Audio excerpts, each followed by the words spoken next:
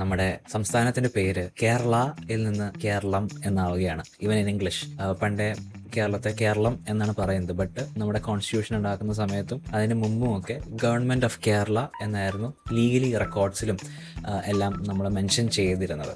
And അതിന് ഒരു change ഇനി വരികയാണ്. ഓൾറെഡി 2024 ലെജിസ്ലേറ്റീവ് അസംബ്ലി പാസ്സാക്കിയ ബില്ലാണ്. ബട്ട് അത് സെൻട്രലിലോട്ട് പോയപ്പോൾ കുറച്ച് അങ്ങോട്ടും ഇങ്ങോട്ടും ബാക്ക് ആൻഡ് ഫോർത്ത് ഉണ്ടായിരുന്നു.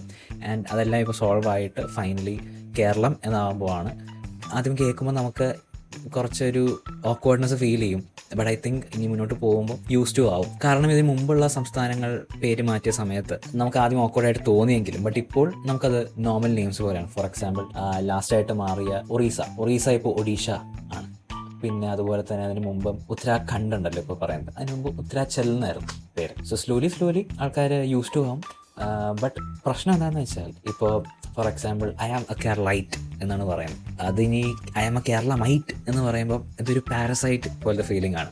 ശശി തരൂരാണ് ആ ഒരു അഭിപ്രായം പറഞ്ഞത്. അങ്ങനെ കുറച്ച് ഇഷ്യൂസ് ഉണ്ടാവും. ഇപ്പോൾ ഫോറിനേഴ്സ് വരുമ്പോൾ ഗോഡ്സ് ആൻഡ് കൺട്രി കേരള എന്നാണ് അവിടെ പറയാറുള്ളത്. സ്ലോലി അത് മാറും. But it's A part of the culture, it's A part of the change. പലയിടത്തും പല പേരുകളും മാറാറുണ്ട്. മദ്രാസ് ചെന്നൈ ആയി, ബോംബെ മുംബൈ ആയി. അപ്പോൾ it's part of the evolution. അപ്പോൾ മേ ബി ലെറ്റ്സ് സീ എന്താവുമെന്ന് നമുക്കറിയാം.